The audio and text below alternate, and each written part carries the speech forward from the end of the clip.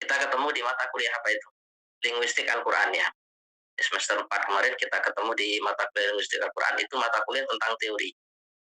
Artinya apa? Artinya berarti wawasan kalian terkait dengan mata kuliah linguistik Al-Qur'an itu, nah ini akan membantu kalian di dalam menyusun tugas proposal skripsi atau di dalam membantu kalian ketika ingin melaksanakan sebuah penelitian ya tentang Al-Qur'an dan tafsir tentunya ya, karena kita sebagai mahasiswa prodi ilmu Al-Qur'an dan tafsir. Nah, sehingga linguistik Al-Qur'an itu atau teori tentang linguistik Al-Qur'an itu bisa menjadi salah satu pendekatan yang bisa kita gunakan. Nah, termasuk juga misalnya teori dan pendekatan dalam kajian tafsir lisan ini. Apa itu tafsir lisan? Mungkin kemarin Ustaz Safruddin sudah menjelaskan, tapi nanti saya tinggal review sedikit misalnya. Nah, begitu pula dengan mata kuliah sebelumnya yang kalau nggak salah kita tempuh di semester 3, metodologi dan madhab tafsir. Betul apa tidak? Betul, Ustaz. Semester 3 ya dulu. Semester 3 apa semester 2 itu ya? Semester 3. 3, semester 3, iya. Nah, itu termasuk mata kuliah teori juga. Karena itu akan membantu kalian ketika misalnya ingin memetakan saat melakukan penelitian karya tafsir, apakah tafsir ini termasuk tafsir bil ma'thur, apakah bil ro'i, apakah bil isyari, metodenya ini apa, tahlili, ijmali, dan sebagainya, kemudian corak tafsirnya ini apa, dan seterusnya. Ini termasuk mata kuliah teori. Ya. Kalau yang bukan teori itu yang langsung praktek, misalnya apa, tafsir ayat ahkam. Nah, itu ada mungkin nanti itu kalian pasti akan dapatkan tafsir ayat-ayat ahkam, tafsir sosial, tafsir ayat dakwah, itu kan bukan bukan teori. Artinya ya berarti ya kita hanya tinggal membaca, kita hanya tinggal menganalisa, kita hanya tinggal misalnya Kak dosennya memberi tugas penafsiran ayat-ayat tentang sholat, penafsiran ayat tentang jual beli, penafsiran ayat tentang riba. Itu kan termasuk dalam kategori praktek berarti saya. Artinya berarti kita sudah mengkaji tentang produk tafsirnya. Nah, kalau ini ya kebetulan ini adalah mata kuliah teori. Nah, di mana pendekatan namanya aja sudah mata kuliahnya sudah teori dan pendekatan, berarti sudah jelas yang dibahas itu adalah banyak ke teori. Makanya sebenarnya saya sangat berharap perkuliahan ini kita bisa ketemu misalnya di akhir semester kemarin ketika kita ketemu di linguistik Al-Quran itu saya sangat berharap semoga saja semester depan atau semester ganjil ajaran baru ini kita sudah bisa ketemu offline. Terutama ketika kita ketemu dengan mata kuliah yang agak berat atau agak serius seperti ini ya. Nah, tapi sayangnya karena kondisi masih belum memungkinkan sehingga mau tidak mau kita masih harus melaksanakan perkuliahan secara daring ya. Tapi saya berharap ya semoga kalian masih bisa tetap bisa tetap menyimak, bisa tetap mendalami, bisa tetap belajar secara mandiri dengan baik. Ya karena eman misalnya kalau mata kuliah teori uh, seperti ini ya, mari kita bahas metodologi mata tafsir, kemudian linguistik, lalu kemudian sekarang tafsir lisan, boleh jadi nanti semester depan ketemu dengan saya di hermeneutika atau semiotika dan sebagainya, terus kalian nggak paham itu, atau kalian tidak mendapatkan wawasan secara utuh misalnya tentang itu ya karena kendala jaringan, karena kendala daring ini dan sebagainya itu emang karena nanti hubungannya dengan kemampuan kalian di dalam menganalisa atau di dalam melakukan riset penelitian dengan memanfaatkan teori-teori yang sebenarnya sudah harus dikuasai ketika kalian menempuh mata kuliah tentang teori itu. Nah, itu akhirnya akan menjadi eman. Jadi jangan sampai ini kan semester 5 sudah ya nggak kerasa. Kalau dulu kita mungkin nggak menyangka bahwa COVID itu akan sepanjang ini. Ya, paling kita nyangkanya kalau saya masih ingat dulu pertama lockdown itu kita libur 2 minggu kan ya. Bulan Maret 2020. Betul ya, masih ingat ya? Masih, Kalian Ustaz. kalian kalian masuk paling itu hanya 3 pertemuan atau 4 pertemuan di semester 2 gitu ya. Semester 2, lalu setelah itu kemudian lockdown itu 2 minggu, lalu kemudian diperpanjang terus sampai sekarang sudah 2 tahun ini. Sudah 4 semester berarti semester 2, 3, 4, 5. Nah, sehingga jangan jangan kalian ini semester 5 berarti kalian tinggal 1 tahun kuliah sudah ya, tinggal semester ini dan semester 6 dan semester 7 tinggal tahun depan 2022 misalnya. Setelah itu sudah kalian tahun keempat itu sudah semester 7 semester 8 sudah fokus ke PPL, fokus ke KKN. Semester 8 itu sudah proposal dan menggarap skripsinya. Nah, sehingga saya ini secara pribadi ya, karena saya juga orang IAT seperti kalian, sehingga jangan sampai kemudian kalian menjadikan kesempatan daring ini ya, artinya kesempatan kuliah secara daring selama 1 semester, ini dianggap formalitas misalnya, tidak misalnya ya. Ya terlepas misalnya nanti media yang digunakan bermacam-macam, misalnya ada yang WA, ada yang mungkin uh, dosennya buat video lalu suruh tonton, lalu nanti tanya jawab, ada yang live seperti ini, Zoom, Meet dan sebagainya, ada yang pakai LMS di chat itu. Nah itu terlepas dari media yang digunakan yang memang semuanya memungkinkan dan memang boleh dipakai selama materi tersampaikan dengan baik, tapi kalian secara pribadi itu harus benar-benar semangat untuk belajar, ya. Jadi agar mata kuliah penting yang sudah kita bahas pas semester secara daring itu kalian tetap bisa dapatkan secara maksimal layaknya kalian kuliah secara offline. Punya uang itu beli buku-buku yang relevan tentang itu misalnya ya. Atau mungkin kalau seandainya punya kemampuan baca kitab, browsing atau nanya ke dosen-dosen yang bersangkutan yang mengajar kitab-kitab yang relevan dengan tema-tema itu. Kalau nggak bisa ya beli buku kalau punya uang dan sebagainya. Nah, itu harus benar-benar kalian kuasai. Eman misalnya ya. Nggak kerasa ini sudah semester 5 kalian ini sudah. Semester 5 ajaran semester genap akhir tahun nanti ini sekarang sudah September. Oktober, November, Desember nanti ajaran baru sudah awal tahun itu kalian sudah semester genap, sudah semester 6. Semester 6 itu kalian sudah KKN nanti, sudah bisa nempuh KKN. Gak terasa berarti sudah KKN Januari nanti itu sudah bisa itu nempuh KKN kalian. Nah, setelah itu kemudian kalau nggak ikut Januari nanti Juli itu di semester 7 awal tertujuh lah ini sudah nggak banyak sudah mata kuliah nanti. Nah itu artinya apa? Artinya kalian harus benar-benar kemudian mengejar ketertinggalan. Jadi apa yang lupa dari materi metodologi Atapsal itu pelajari, apa yang lupa dari materi ulumul Quran misalnya dipelajari, itu dibaca bolak-balik. Karena nanti penelitian kalian kan pasti nggak akan jauh-jauh dari kajian ilmu Al-Quran dan tafsir itu. Oke, sampai di sini bisa ditangkap ya penjelasan saya. Ini hanya untuk merefresh saja ya. Ini hanya untuk merefresh saja. Oke, sekarang kita bahas tentang kajian tafsir lisan. Silakan di ini muncul sudah ya slide-nya. Oke, sebenarnya apa sih tafsir lisan itu? Nah, ini langsung aja ya. Kalau sebenarnya kalau di kelas, kalau seandainya minggu kemarin itu kita habis masuk, tidak ada miss tentang jadwal.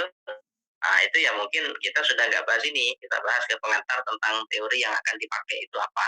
Sebelum nanti minggu depannya lagi, minggu depan berarti ya jadwalnya kalian, itu sudah mulai diskusi kan itu sesuai dengan yang sudah disampaikan oleh Ustaz Safruddin kemarin. Jadi minggu ini berarti kita menyampaikan materi lagi, lalu kemudian setelah itu minggu ketiga, minggu depan itu sudah mulai pengantar, sudah mulai diskusi kelompok sesuai dengan yang tadi sudah di-share itu oleh kalian. Nah, dengan saya ya sudah akhirnya materi dua pertemuan saya padatkan sudah misalnya ya. Semoga aja misalnya nutur waktunya. Nah, apa sih itu tafsir lisan misalnya? Nah, dari namanya aja sudah mungkin kita bisa menangkap ya makna yang dikandung oleh kalimat ini dengan mudah. Tafsir lisan ya berarti penafsiran Al-Quran yang dilakukan dalam bentuk lisan. Ya. Artinya produk tafsir yang muncul dari lisan. Ya. Nah ini penting untuk membedakan nanti misalnya dengan tafsir lawannya tafsir lisan apa ya berarti yang bukan dari lisan seperti apa ya seperti yang tertuang di dalam naskah kitab-kitab tafsir itu.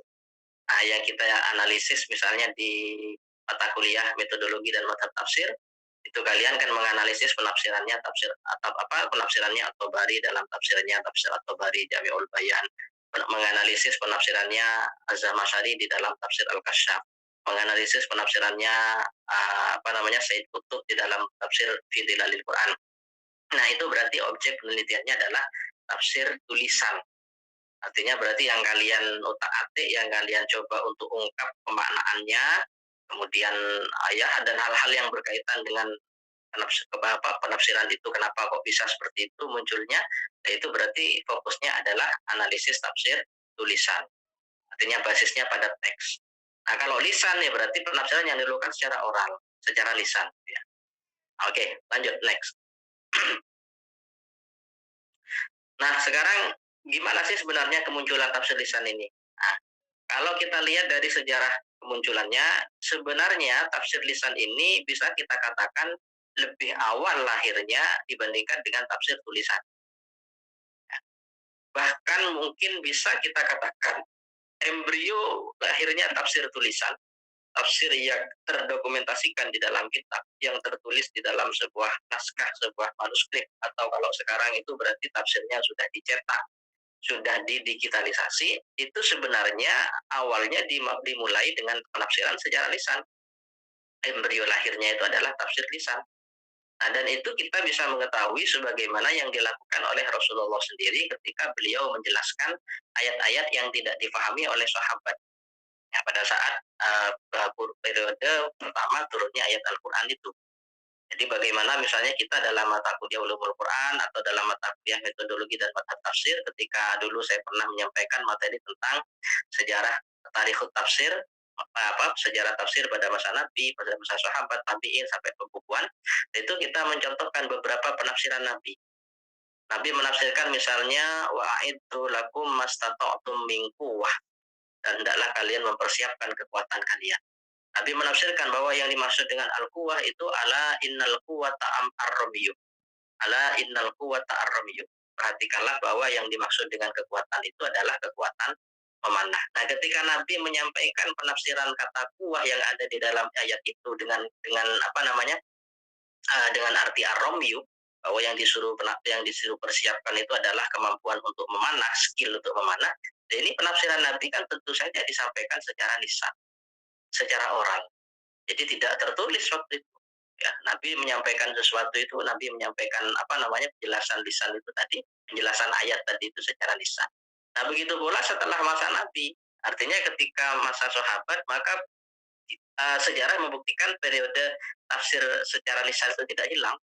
Jadi bagaimana sahabat kemudian menjelaskan makna Abdullah bin Abbas misalnya ya, Ibnu Mas'ud dan sebagainya. Nah, ini menjelaskan makna ayat-ayat Al-Quran kepada generasi berikutnya, kepada ya anak-anaknya misalnya, atau mungkin kepada murid-muridnya tabiin. Ini secara lisan. Nah, ya. Apalagi misalnya kita tahu karakteristik penafsiran sahabat itu hanya menjelaskan makna kata per kata misalnya. Artinya bukan seperti produk tafsir yang sudah kita baca sekarang misalnya itu ya. Sudah ada penjelasan tentang asbab nuzul, tentang ini tidak.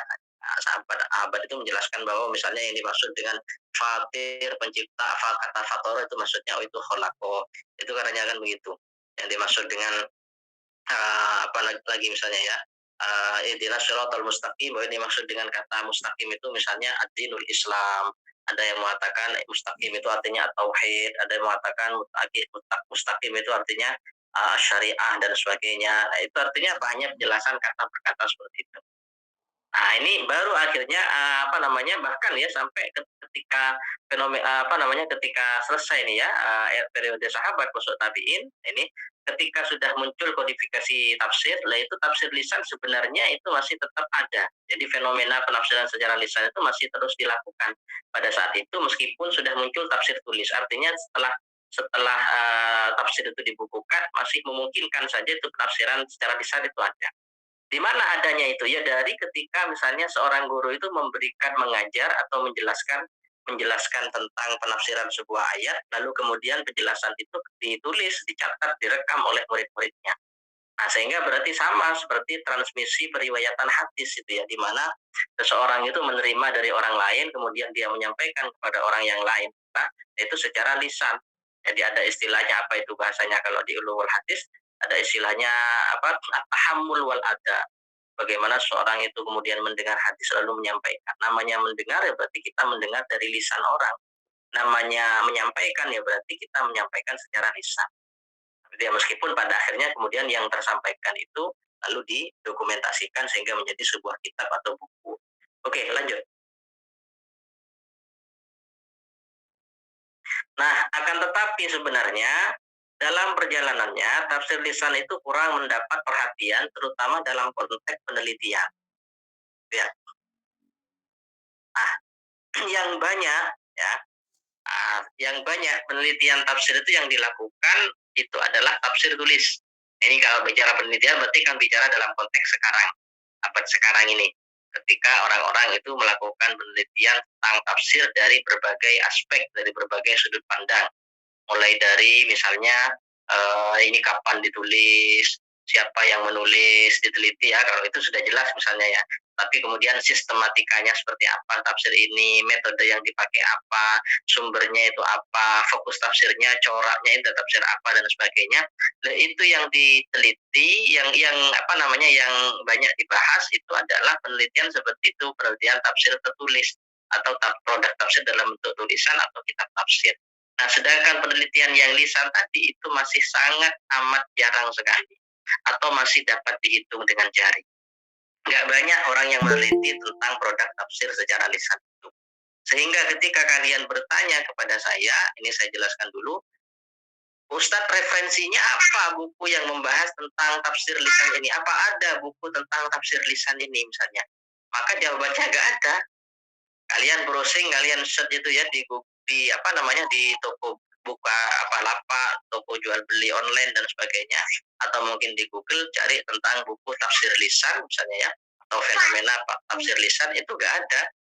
Ya, artinya masih belum ada maksudnya yang membahas tentang itu. Bahkan penelitian yang membahas tentang tafsir lisan itu juga masih tidak banyak. Masalah bentuk kok bisa nggak banyak, bentuknya kayak apa rumit ya, nggak terlalu rumit sebenarnya, nanti setelah ini kita jelaskan bentuknya itu seperti apa misalnya. Jadi nggak banyak, masih nanti kita buktikan, saya kasih tugas ini sama-sama mencari nanti hasil penelitian baik itu skripsi, tesis, bahkan disertasi yang sudah level S3 ya, atau mungkin jurnal ini yang membahas tentang analisis tafsir lisan atau yang mengkaji tentang produk penafsiran yang dihasilkan oleh lisan. Itu masih bisa dihitung dengan jari karena produknya saja masih belum ada, apalagi teorinya. Kan begitu ya. Jadi logikanya kalau teorinya itu sudah ada, ya kan pasti nanti prakteknya kan pasti banyak karena teorinya ini kan alat. Nah, kalau alatnya belum tersedia kan nggak mungkin banyak orang yang melakukan. Nah, cuma kenapa kok ini dipelajari Ustaz misalnya? Nah, karena ini penting misalnya ya, karena ini memungkinkan bagi kita kemudian untuk menggarap penelitian di bidang ini. Ya. Bahkan ini juga bisa menjadi solusi alternatif nanti bagi kalian yang menulis skripsi, meskipun nggak semua kelas EAT 3 ini terus nanti membahas tafsir lisan, tidak. Tapi ada 1, 2, 3, dan sebagainya, dan seterusnya. Nah, ini yang kemudian nanti mengambil kaplingan untuk penelitian tentang tafsir lisan ini. Jadi biar nggak semuanya neliti tentang maudhu'i, misalnya ya. Apa itu maudhu'i? Masih ingat nggak? Tematik. Tematik. Bukan tematik. Tematik maksudnya gimana? Ya berarti fokusnya itu adalah berangkat dari tema-tema tertentu. Jilbab dalam Al-Quran atau musibah. Sekarang misalnya kita kena musibah wabah corona ini misalnya, sehingga kalian ingin meneliti sebenarnya konsep musibah itu dalam Al-Quran seperti apa sih? Ya, musibah itu apakah bala, apakah ujian, apakah dia siksa, adab dari Allah, apakah ini ujian ataukah ini untuk meningkatkan keimanan atau ini dan sebagainya. Lalu kalian teliti misalnya. Atau mungkin kalian fokuskan ke penelitian tokoh. Jadi kalian ingin membahas musibah dalam perspektif Quraisy Shihab, musibah dalam perspektif Hamka dan sebagainya. Misalnya kita ngambil yang tafsir Nusantara. Dan ini kan sudah banyak yang kayak gitu, Maudhu'i. Ya, komparasi juga dikomparasikan, dibandingkan antara pemikiran A dan B misalnya dalam topik tema tertentu. Berarti misalnya tematik yang mukoronah ini yang komparatif. Sudah banyak. Atau mungkin yang akhir-akhirnya juga tren ini di kakak-kakak kelas kalian, penelitian living Quran. Bagaimana masyarakat berinteraksi dengan Al-Quran. Pembacaan ayat Al-Quran, surat ini dalam acara bla bla bla. Hataman ayat Al-Quran Jumat Manis untuk meningkatkan keimanan masyarakat di desa ini bla bla bla bla misalnya. Ini kan living. Penggunaan ayat Al-Quran dalam ritual ruqyah ala komunitas ruqyah al-aswaja misalnya dan sebagainya. Nah, itu artinya apa? Artinya penelitian banyak sudah. Ya sah-sah saja, ada apa-apa misalnya, selama itu penelitiannya masih belum pernah dikaji oleh orang lain, belum pernah dibahas oleh orang lain. Tapi kalau sudah pernah dibahas, apalagi penelitiannya lapangan kok tempatnya sama, maka pasti kalian akan dicurigai plagiasi. Pasti kalian dianggap memplagiasi nanti. Nah, gitu ya, penelitiannya sama temanya, tapi konteksnya tempatnya berbeda masih memungkinkan, gitu ya. Meskipun juga tidak ada nilai barunya misalnya ya, kalau seandainya penelitiannya itu sudah pernah dibahas misalnya.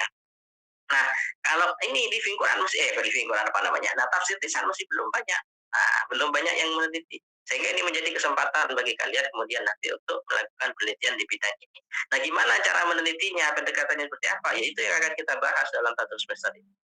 Oke, sampai di sini jelas? Jelas, Ustaz. Jelas ya. Oke, lanjut. Mana ini slide-nya kok hilang?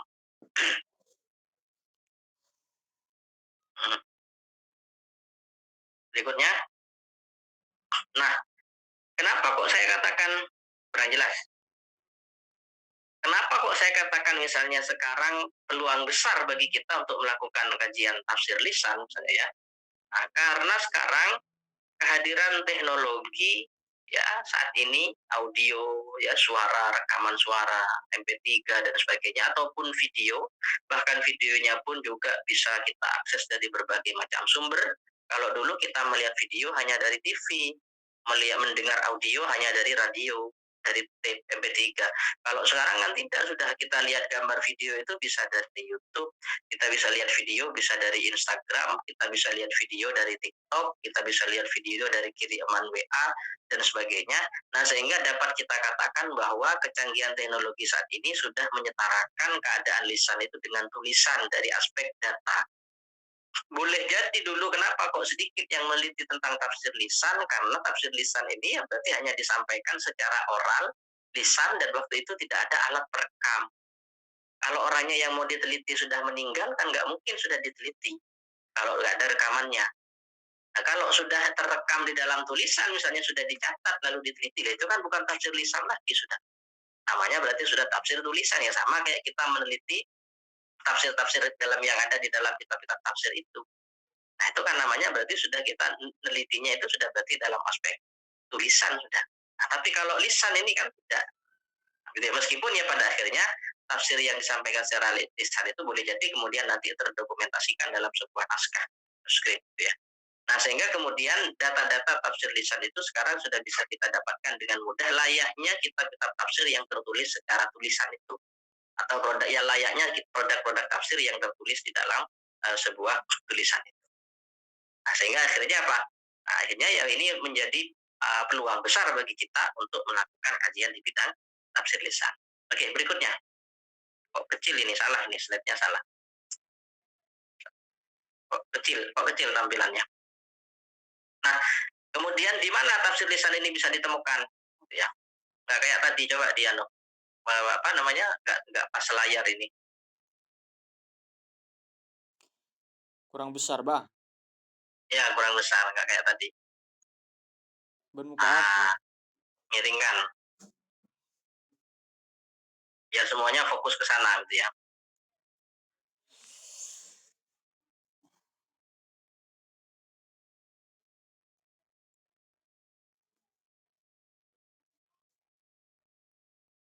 Ke atas. Ke atas lagi. Nah, sekarang di mana tafsir lisan itu bisa ditemukan? Nah, ini diantaranya. Ini tapi nggak terbatas pada part ini ya. Misalnya khutbah Jumat. Ya, khutbah Jumat itu seorang khotib biasanya ketika dia menjelaskan tentang, dia menyampaikan tentang apa namanya, wasiat takwa, itu kadang dia mengutip ayat-ayat Al-Qur'an. Atau katakanlah kalau misalnya dia membahas tentang tema-tema tertentu, biasanya dia pasti akan mengutip ayat Al-Qur'an dan memberikan penjelasan. Nah, ketika dia berkhutbah boleh jadi kemudian nanti ada penjelasan, kemudian ada analisis, ada penafsiran dari dia. Kemudian yang kedua dari ceramah. Artinya ya ceramah agama, seorang kiai, seorang ustadz, seorang dai kemudian mengutip sebuah ayat lalu kemudian dia menjelaskan makna ayat itu. Karena ceramahnya di acara imtihanan pondok, kemudian akhirnya dia menjelaskan tentang keutamaan belajar, keutamaan ilmu, lalu mengutip ayat yarfa'illahu alladziina aamanu minkum walladzina utul ilma darajat. Lalu kemudian setelah itu dia menjelaskan maksudnya apa, yarfa'illahu alladziina, Allah mengangkat derajatnya itu kayak apa gambarannya, itu kan berarti sudah tafsir lisan. Kemudian yang ketiga kajian atau pengajian tafsir. Kajian itu berarti umum, ada kajian tafsir Jalalain di sini misalnya, atau mungkin kajian tentang apa misalnya kayak seminar, itu kan masuk kajian, apa namanya, webinar dan sebagainya tentang tafsir, tentang penafsiran ayat tertentu, atau kemudian nanti bisa pengajian tafsir. Pengajian tafsir misalnya kayak di pondok-pondok ada yang ngaji tafsir Jalalain, ada seorang kiai misalnya ngaji tafsir apa namanya, apa, As-Sawi, sarannya Jalalain. Nah, biasanya kalau yang banyak pasti nggak jauh dari tafsir Jalalain ya. Kalau tafsir Tobari nggak ada pondok yang ngaji tafsir Tobari. Bisa sampai santrinya itu punya cucu mungkin nggak kira hatam karena sampai berjilid-jilid kan, belasan atau 20 jilid lebih misalnya, tergantung cetakannya. Akhirnya yang dikaji ya pasti nggak jauh dari tafsir Jalalain, atau kemudian tafsir Sawi sarahnya, atau kemudian biasanya tafsir apa namanya ini, Syekh Nawawi Marah Labid, Syekh Nawawi Banten Marah Labid, tafsir Munir misalnya. Nah, kemudian yang keempat tuh kultum. Kultum berarti apa? Ya ceramah-ceramah agama yang pendek-pendek itu biasanya menjelang berbuka puasa kalau Ramadan. kalau apa namanya atau menjelang adzan maghrib, menjelang sahur itu biasanya kan ada kultum. Bersihab itu ada kultum di RCTI sebelum buka misalnya. Itu kan masuk itu. Kadang penjelasannya itu ada ayat Al-Qur'annya dan sebagainya. Nah, gambaran secara lebih jelasnya gimana? Next berikutnya. Nah, biasanya dalam proses kajian tafsir misalnya atau pengajian, ini contoh, sangat mungkin terjadi penjelasan tambahan dari penceramah tadi, dari ustadz tadi, dari kiai tadi, yang tidak tertuang di dalam kitab-kitab tafsir. Jadi boleh jadi dia kemudian menjelaskan, memberikan pemaknaan dalam ayat itu yang mungkin tidak ada itu di kitab-kitab tafsir. Ya, nah, tapi yang masih relevan dengan ayatnya ya, kita kan bisa menilai kalau kemudian membaca ayat lalu maknanya itu istilahnya kasarnya nyar-ngelanyar atau kemana-mana ya kan otomatis ya itu sudah ya masuk tafsir tapi nanti kan tafsirnya di ro'yil mazmum itu nanti ya seperti yang dulu kita pernah bahas itu tafsir yang tidak sesuai inilah berarti itu ya ketentuan nanti. Nah, jadi ketika dia memberikan pemaknaan, penjelasan yang tidak tertuang di dalam kitab-kitab tafsir tidak ada di kitab-kitab tafsir apalagi dia tidak menyebutkan bahwa ini di tafsir ini. Nah, beda kalau seandainya berarti dia menyebutkan menurut Imam At-Tabari dalam tafsirnya maksudnya ayat ini bla bla bla misalnya. Tapi kalau model ceramah kan jarang. Ya artinya wong kita bukan menulis penelitian yang harus ada sumbernya ini. Orang yang penting kita menyebutkan ayat, orang menyebutkan menurut Ibnu Katsir, orang itu sudah nggak apa namanya nggak mempersoalkan. Artinya orang itu mendengar pesan yang ingin didapatkan orang itu adalah pesan utama, makna utama dari ayat itu apa sih? Sehingga bisa dijadikan sebagai improv pelajaran. Orang awam nggak mungkin mempertanyakan itu disebutkan oleh siapa itu ya, mufassirnya itu siapa di kitab tafsir apa, halaman berapa, juz berapa itu nggak ada. Karena kita bukan dalam rangka untuk melakukan deskripsi laporan penelitian yang harus ada sumber data daftar pustaka. Makanya setelah pengajian kan nggak ada ceritanya kayak oke materi yang saya sampaikan itu daftar pustakanya adalah 1, 2, 3 nggak ada kayak gitu, nggak perlu disampaikan sudah.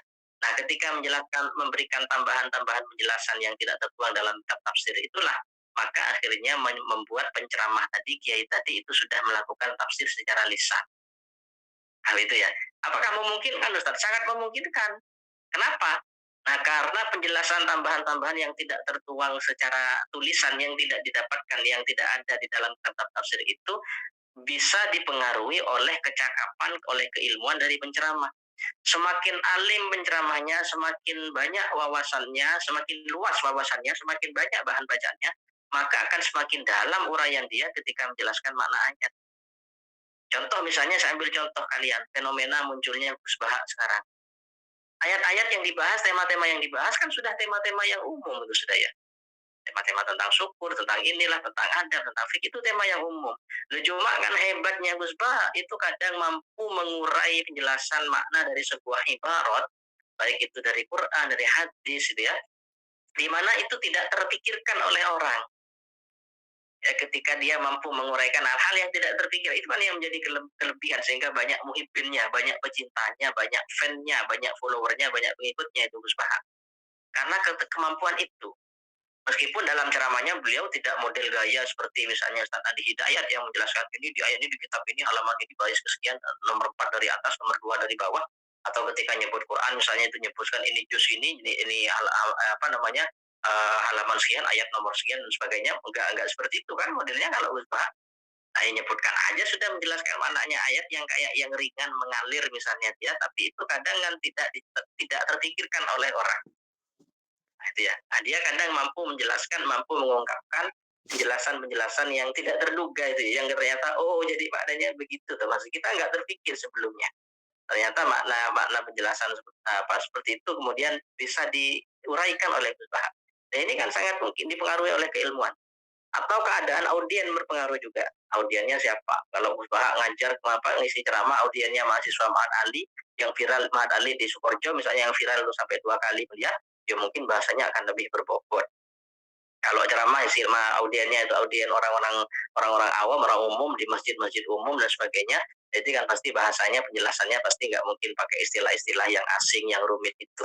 Tapi kalau mahasiswa Ma'had Ali misalnya atau mungkin di dunia akademik kan pernah juga beliau ngisi di kampus-kampus itu ya di Unisma dan seminar yang hadir rektor profesor-profesor itu tapi ternyata karena memang menekuni bidang tafsir ini hafal Quran dan sebagainya akhirnya kemudian bisa menjadi pembicara utama ataupun karena faktor-faktor yang lain. Nah gitu ya next berikutnya Nah, sekarang yang terakhir intinya, ini sampai di sini aja sudah hampir 1 jam, sudah setengah jam lewat. Kayaknya saya nggak mampu nih kalau menjelaskan 2 topik. Satu topik berarti nanti minggu depan berarti, sebelum presentasi yang dengan saya, ya, yang dengan Ustaz Safruddin, apalagi sekarang kan kita ketemunya kan 2 kali, pengantar lah mungkin Ustaz Safruddin besok kan akan menjelaskan pengantar untuk teorinya itu secara umum. Baru setelah itu yang minggu depannya lagi presentasi biar gak molor dengan saya ya juga langsung presentasi juga. Cuma sebelum presentasi saya akan memberikan gambaran awal. Nah, kalaupun yang presentasi dengan saya lo kan masih belum dapat jelasan Ustaz kan sudah di-coupling, materinya akan sama. Materinya sama persis hanya bedanya untuk tema yang kemarin ganjil itu berarti diskusi bareng saya ya kayak dulu lah model kita yang dengan Ustaz Mawardi dulu itu ya. Dengan siapa ya? Oh bukan ya, sini. Kalau sini dengan Ustaz Mawardi dulu dibagi semester ini ya, separuh semester, separuh semester. Kalau kita nih enggak. Tema ganjil diskusi dengan saya, tema genap dengan Ustaz Safruddin hanya gitu aja bedanya. Nah, oke, jadi cara analisanya gimana Ustaz misalnya? Nah, maka ada beberapa teori next tadi slide-nya. Ada beberapa teori dan pendekatan yang bisa dikajikan. Oh bukan, betul ya. Dalam tafsir lisan misalnya, untuk melakukan penelitian tadi tentang gambaran penafsiran seperti yang saya sampaikan tadi, ada beberapa model teori, ada beberapa pendekatan yang bisa kita pakai.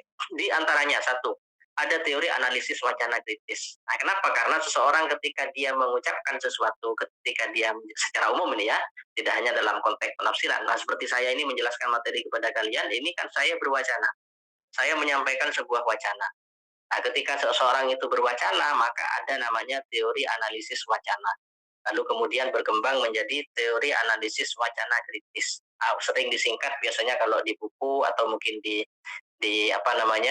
artikel itu dengan AWK, ya, analisis wacana kritis. Artinya kita memberikan penilaian, kita mengungkap ya makna di balik wacana yang dikemukakan oleh penutur, baik secara lisan ya ataupun tulisan. Jadi untuk menganalisis wacana yang ada dalam tulisan itu bisa juga, ataupun wacana yang disampaikan secara verbal, secara lisan oleh si penutur, oleh seseorang itu.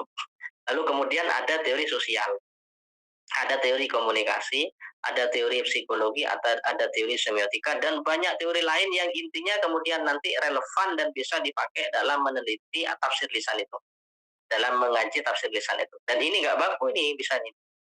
Dan makanya yang kita sepakati di sini karena memang masih belum ada yang membahas tentang buku teori pendekatan tafsir lisan itu tidak ada, misalnya belum ada. Nah, sehingga kita sepakati dengan Ustaz Safruddin untuk yang teori dan pendekatan dalam bagian tafsir lisan ini yang akan kita pakai adalah teori analisis wacana kritis dengan berbagai macam tokoh dan pemikirannya yang sudah kita share di outline itu, yang sudah kalian dapatkan itu sudah dikasih kan? Sudah kan, kemarin saya juga sudah ngirimkan itu juga ya. Tentang nama-nama tokohnya, kemudian pemikirannya. Nah, itu yang kita sepakati. Kenapa? Karena untuk teori semiotika itu nanti akan dibahas, ada mata kuliah sendiri. Kemudian teori sosial itu mungkin ada mata kuliah sosiologi, antropologi, dan sebagainya. Ya meskipun sebenarnya menurut saya ini juga penting, teori komunikasi, psikologi, karena boleh jadi seorang itu menyampaikan sesuatu kan dipengaruhi oleh konteks psikologinya. Nah, sehingga itu akhirnya kemudian teori psikologi yang relevan yang kiranya bisa dipakai untuk menganalisis tafsir lisan. Nah, itu apa, teori apa saja, tokohnya itu siapa, penerapannya seperti apa. Nah, itu akhirnya perlu juga. Nah, cuma karena sudah disepakati ya, apalagi yang ngajar mata kuliah ini tidak sendirian, jadi saya kan nggak mungkin kemudian kardiman atau saya kemudian memaksakan apa yang saya kehendaki, sehingga saya tetap harus saling koordinasi, jadi biar biar sama lah, maksudnya biar sama materinya. Akhirnya ternyata yang disepakati dengan Ustaz Safruddin adalah teori analisis wacana kritis ini. Ya meskipun nanti teori-teori itu sebenarnya agak berat ya, karena itu teori-teori barat. Ya teori-teori orangnya itu namanya orang-orang barat semua itu. Ada orang Prancis, orang Amerika, dan sebagainya. Nah, itu orang pemikir, ya sama kayak linguistik lah, dulu kita bahas tentang tokoh-tokoh linguistik misalnya, itu kan rata-rata kajian teorinya itu kan dari barat, kemudian dicoba diterapkan dalam konteks Al-Quran. Nah, sama seperti ini kan wacanaan awal pemikir atau pemikiran tentang wacana dari seorang tokoh, itu rata-rata kan yang punya teorinya ini orang-orang barat, ya, orang-orang Eropa.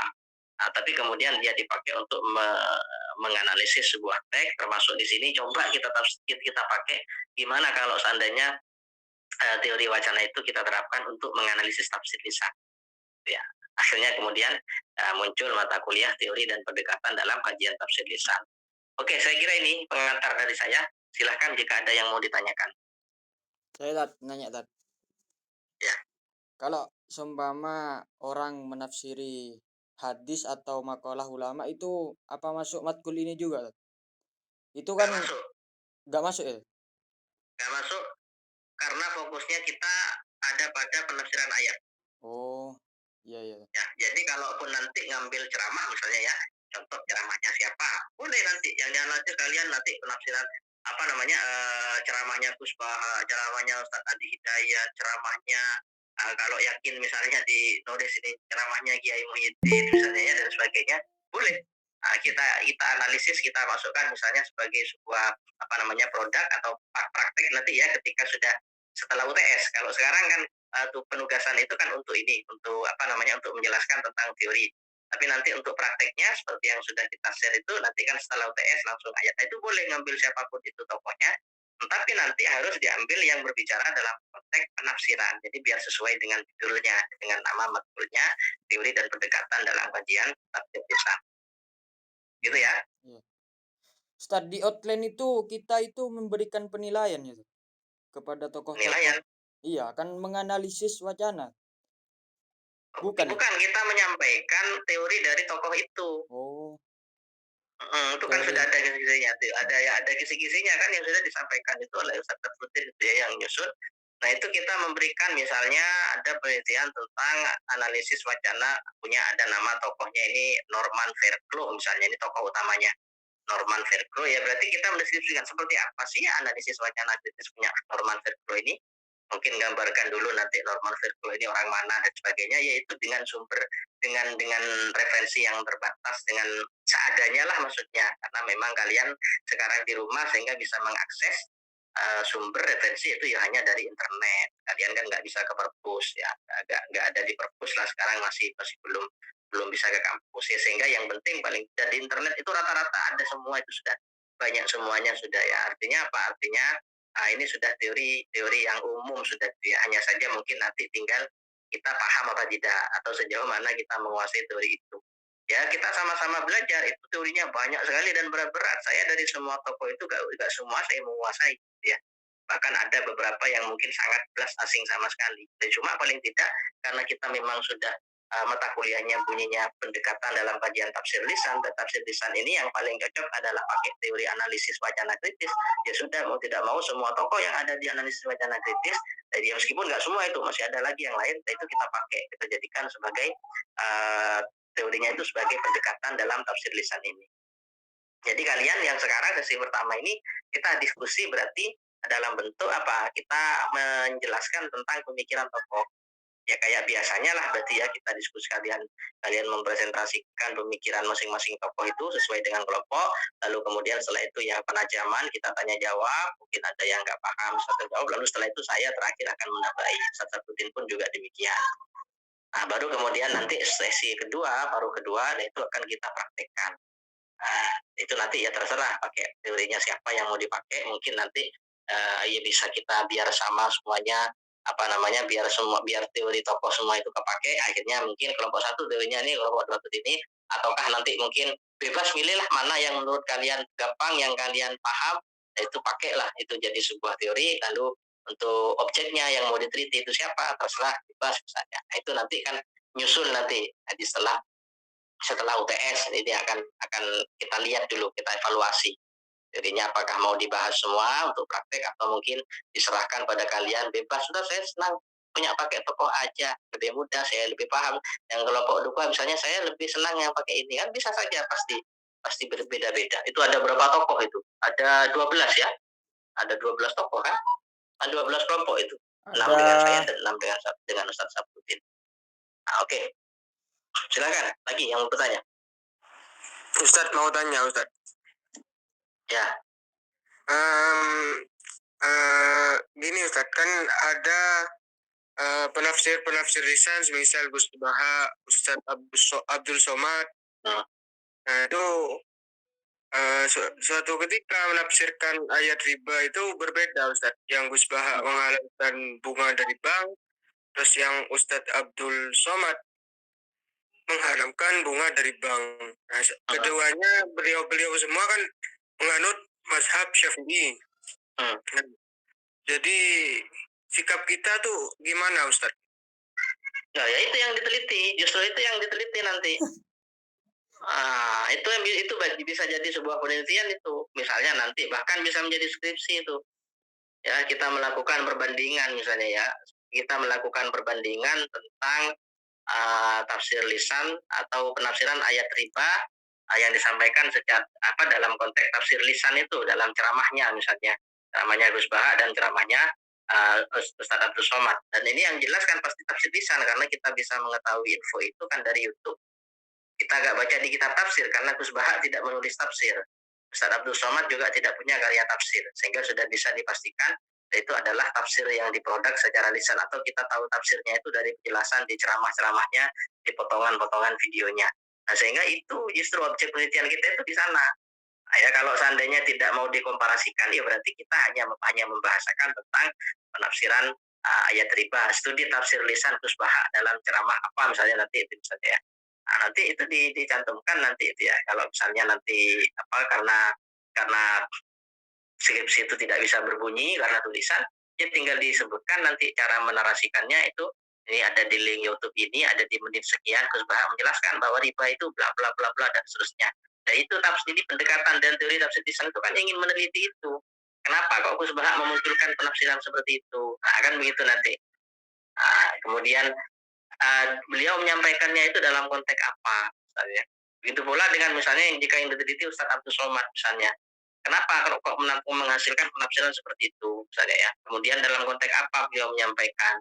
Lalu siapa yang mendengarkan misalnya siapa yang menerima informasi atau yang menerima penjelasan itu. Nah, itu kan tugas dari pendekatan dan teori tafsir lisan ini endingnya kan ke sana nanti. Ya, jadi kita tidak membahas tentang nanti masalah menghukumi penafsirannya itu yang ini dan sebagainya tidak, tapi kita memberikan analisa, memberikan analisa ya kalau misalnya nanti ternyata kita sependapat ya kita tinggal nanti menguatkan, tapi kalau kita tidak sependapat ya berarti kita tinggal memberikan kritikan melalui data nanti. Penafsiran ini ternyata tidak sesuai dengan ini sebab di dalam ini bla bla bla dan seterusnya. Tapi yang paling utama kan bukan untuk itu. Yang paling utama itu kan ada kita menganalisis wacananya, akan begitu ya, menganalisis wacananya. Oke, silakan yang lain.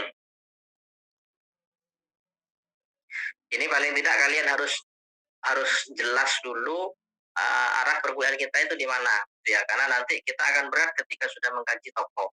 Nah, paling tidak kalau seandainya misalnya katakanlah dalam 1-2 tokoh dari sekian banyak tokoh itu kita ada yang gagal paham, kita nggak paham, ya sih nggak masalah dah kita lewati. Kan nggak semua dari 12 tokoh itu akan kita pakai, tidak. Gitu ya. Sama nanti ketika kalian akan nempuh mata kuliah semiotika, itu tokoh utamanya adalah Ferdinand de Saussure, ada Roland Barthes, ada Charles Sanders Peirce, dan ada banyak lagi yang lain. Tapi yang sering dipakai itu gak jauh dari yang 3 itu, ya. Gak jauh dari yang 3 itu. Artinya apa? Artinya isi yang lain yang kita nggak paham ya sudah gak usah pakai teori itu misalnya gitu ya. Dan kita gunakan teori punya tokoh yang kemudian kita bisa paham teori itu dan bisa menerapkan dalam konteks analisis ini, gitu ya. Kan teori itu kan banyak misalnya, sehingga nggak mungkin semuanya kepake semua. Yang penting kalian paham dulu yang saya jelaskan tadi ini, artinya arah mata kuliah kita kemana, model nanti kajiannya seperti apa, maksudnya kajian dalam tafsir lisannya maksudnya ya, bukan model perkuliahan kita, bukan. Artinya arah kajian tafsir lisan itu seperti apa, di mana kita nemu tafsir lisan itu tadi ada di ceramah, ada di kultum, ada di video, ada di TV, ada di ini di di MP3 dan sebagainya. Itu kalian sudah paham arahnya ke sana, sehingga dari sekian banyak tokoh itu kalian nanti bisa menyeriusi 1-2 tokoh aja misalnya, atau mungkin katakanlah ya diskusi semua ya tidak bagus misalnya. Artinya apa? Atau nggak mungkin kalian pakai semua. Ketika tadi misalnya ada yang meneliti tentang penafsiran ayat riba yang disampaikan oleh Gus Baha, itu kan pakai satu teori. Saya mau pakai teorinya ini. Sudah nggak mungkin semua teori itu mau dipakai, itu nggak mungkin. Nah, sehingga itu maksud saya kalian harus benar-benar memahami ini arah tafsir lisan itu orientasinya kemana tadi ini. Termasuk yang dimaksud dengan teori dan pendekatan itu maksudnya seperti apa.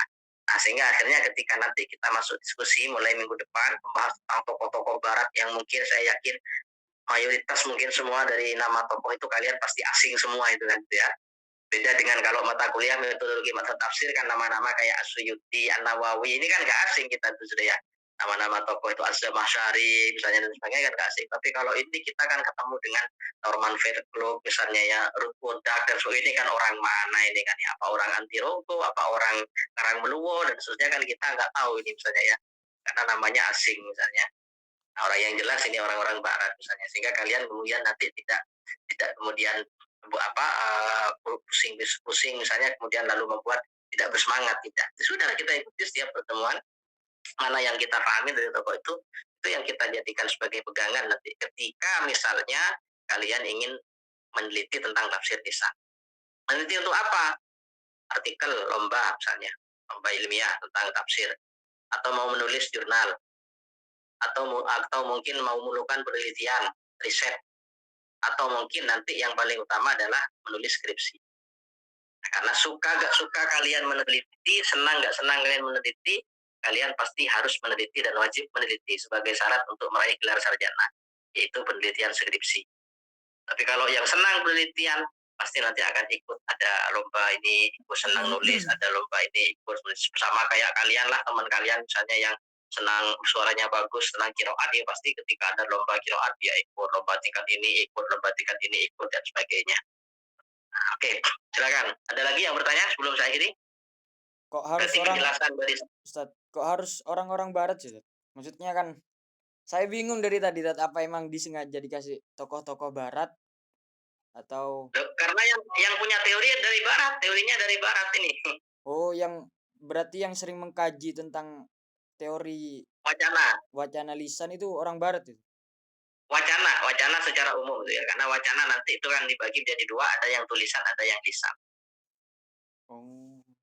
Yang punya teorinya emang barat. Teori linguistik kemarin misalnya itu ya, yang punya teorinya itu kan emang dari barat teori itu.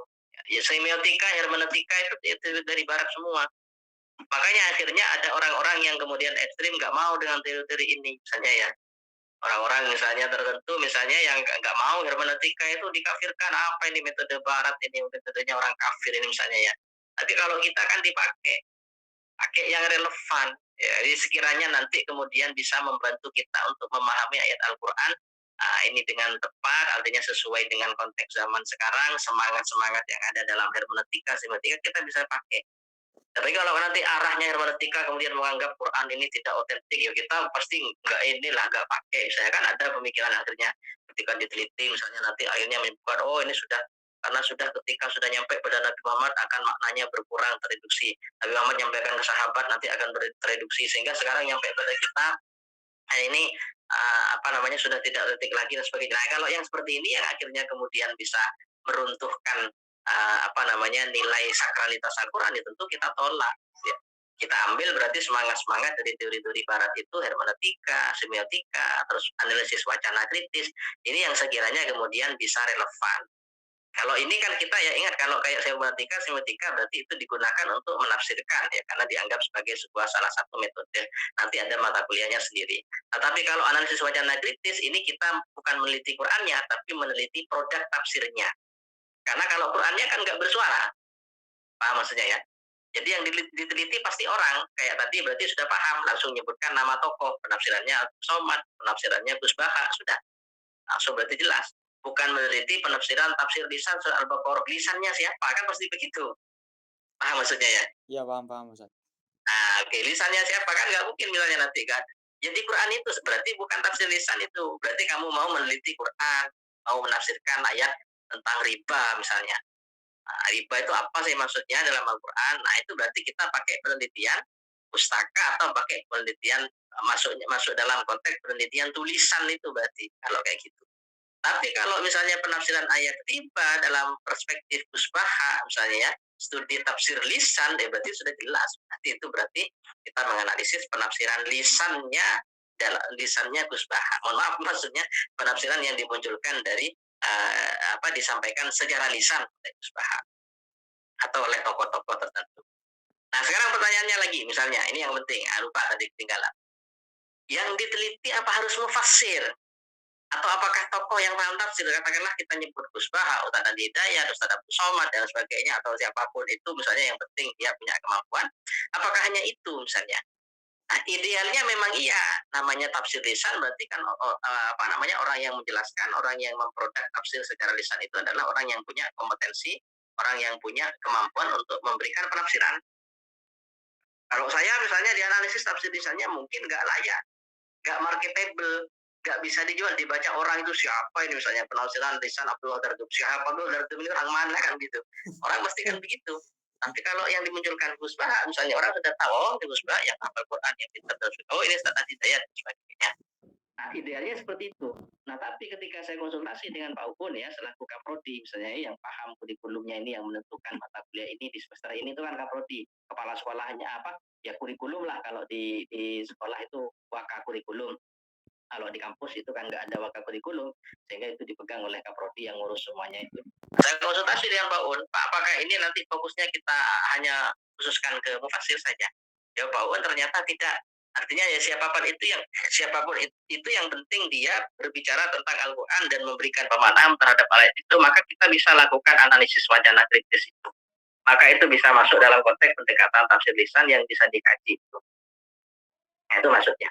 Nah, sehingga nanti justru ketika setelah saya pikir-pikir masukannya Pak Odo, ya rasional juga, bagus juga ini dipakai misalnya dalam konteks nanti kayak skripsi, penelitian. Akhirnya kita bisa memberikan kritikan, memberikan catatan, penilaian terhadap orang-orang yang sok-sokan menafsirkan Al-Quran padahal dia tidak punya kemampuan untuk itu. Nah, sehingga akhirnya tokohnya itu nanti bisa kita ambil dari itu misalnya. Nah, bisa saja. Paham ya maksudnya ya? Paham, Ustaz. Contoh, saya ambil contoh. Masih ingat dengan Gus Nur kemarin yang di penjara? Nur. Oh, Oh iya, Ustaz. Makadahu Masih benar. ingat ya? Yang menafsirkan apa itu? Yang Ano? viral itu? Ulama, Ustaz. Tentang ulama. Ulama, bahwa ulama itu Takut. tidak hanya dari kalangan manusia, tapi ulama itu yang penting dia takut pada Allah, meskipun itu dari kalangan hewan, binatang, itu bisa disebut sebagai ulama. Lalu dia nyebut ayat, nah berarti jelas gitu ya, berarti dia memberikan tafsiran. Terlepas penafsirannya ngawur, penafsirannya ini sudah nggak bisa diterima, penafsirannya ini artinya nggak ada satupun mufassir di dunia ini, bahkan mulai dari salaf sampai holaf tuh memberikan penafsiran bahwa ulama itu dari kalangan hewan, sehingga ada ulama kambing, ada ulama ayam, ada ulama tikus, ulama sapi, itu nggak ada. Ulama itu ya pasti orang manusia. Nah, itu akhirnya kita bisa teliti tuh tafsir lisan ala Gus Nur tadi itu. Nah, itu kita teliti dari berbagai sudut pandang yang ada di teori itu. Pakai teorinya apa yang kalian kuasai nanti. Nah, misalnya apa yang harus ada di teori itu, karena ini analisis wacana, akhirnya kemudian kita memberikan analisis nanti. Ini kenapa kok muncul penafsiran seperti itu? Gimana kemampuan keilmuan Gus Nur itu, dalam konteks apa dia menyimpulkan? Adakah hubungan dengan persoalan misalnya apa pilpres? Adakah hubungan dengan persoalan kekuasaan, pertarungan kekuasaan misalnya? Karena bagaimana kita tahu bahwa Gus Nur ini termasuk dari 02 ya, yang sangat anti dengan 01, dan kiai-kiainya, ulama-ulamanya misalnya ini dimusuhi misalnya. Nah, akhirnya itu kalian bisa ungkap itu dalam konteks analisis wacana kritis. Makanya isinya kan hanya sekedar mencaci, hanya urusan yang dibahas dalam ceramahnya, cebong kampret kan gitu sudah. Nah, itu akhirnya kemudian ini menjadi menarik ketika kita juga bisa terapkan itu dalam konteks mengkaji pemikiran orang yang mencoba untuk menjelaskan penafsiran ayat Al-Quran itu. Siapapun itu, berarti tidak difokuskan kepada seorang mufassir. Artinya boleh ini kalau masukan Pak Un seperti itu. Tapi untuk praktek kita mungkin yang kedua nanti itu ketika kalian untuk tulis skripsi dan sebagainya, itu sangat menarik, sangat apa istilahnya ya, bahasa ininya sangat punya nilai jual yang tinggi. Nah, orang baca itu kan nggak ada itu masih kayaknya di politik, nafsu dan sebagainya. Oke, sudah. Ada lagi? Yang perempuan nggak ada yang nanya? Sudah jelas ya? Siapa ini yang perempuan yang muncul?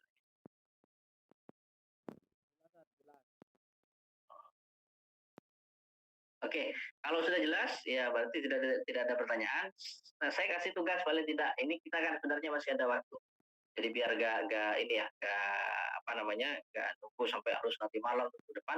Langsung lagi tugasnya untuk melanjutkan ini. Kalau kita kuliah kan sebenarnya masih ada waktu. Tapi kalau memang sudah dianggap 1 jam selesai, ya sudah selesai. Ngapain masih mau dipaksakan sampai 2 jam, 3 jam misalnya gitu ya. Nah, jadi kalian silakan browsing, cari di Google Scholar, atau mungkin di apalah misalnya di internet.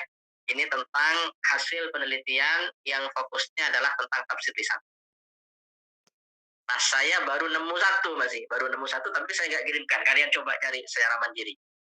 Nah, secara mandiri. Kalau nanti baru kemudian setelah saja nggak ada nemu, tak kirimkan. Berarti kalian kurang teliti nyarinya. Nah, saya nemu cuma satu. Kalau sudah satu kok masih kita disuruh cari Ustaz misalnya.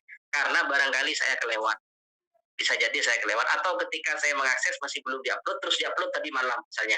Ada orang yang meneliti tentang tafsir lisan di tempat ini, di media ini, dan sebagainya.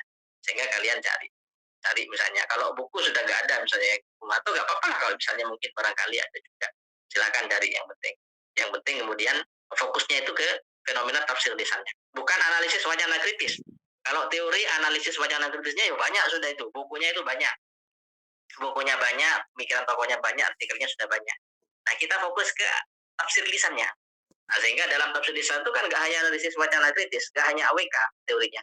Bisa mungkin pakai teori sosial, bisa mungkin pakai teori komunikasi, bisa mungkin pakai teori psikologi, dan sebagainya. Oke, gitu ya. Mungkin ini yang bisa saya sampaikan. Jadi untuk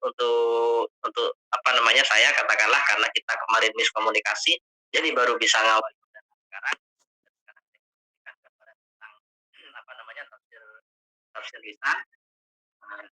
Lalu kemudian minggu depan saya akan membahas tentang sedikit pengantar tentang analisis wacana kritis. Jadi paling tidak ketika kalian membahas tentang teori-teori dari tokoh AWK itu, kalian sudah ada gambaran. Ya meskipun nanti teori antara satu tokoh dengan tokoh yang lain itu berbeda-beda. Nah ini nanti, Ustaz Sabruddin hari apa di kelas ini? Hari Besok Ustaz. Besok. Nah ini kan langsung nyambung berarti kan? Besok nyambung. Oke, meskipun kemarin Sabruddin memberikan pengantar, pastikan nggak semua yang disampaikan kan pasti sama persis dengan yang saya sampaikan. Nah kan gitu. Nah, sehingga untuk besok bisa jadi kan nanti katakanlah beliau memberi pengantar tentang, pasti akan karena yang ingin disampaikan akan memberi pengantar dulu tentang gambaran umum analisis wacana kritis itu seperti apa. Nah, baru kemudian setelah itu minggu depan saya tetap akan menyampaikan. Meskipun ya Ustaz Sabruddin sudah menyampaikan besok, karena saya molor kan gitu ya. Nah, tapi biar kelompoknya nggak molor, biar tetap urut gitu ya. Artinya biar tetap nggak molor waktunya. Jadi tetap presentasi tetap serentak kita mulai minggu depan, baik yang kelompok Ustaz Sabruddin ataupun kelompok saya. Kan sudah dibagi ya, kelompoknya tadi itu siapa? Sudah Ustaz. Udah kan? Oke, kita akhiri perkuliahan pagi hari ini. Semoga bermanfaat dan semoga bisa difahami.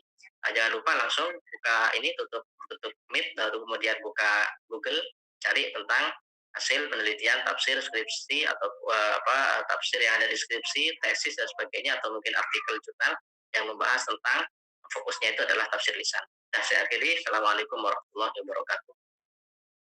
Waalaikumsalam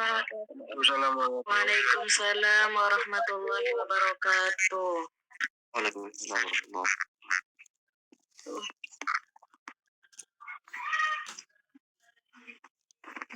Halo guys.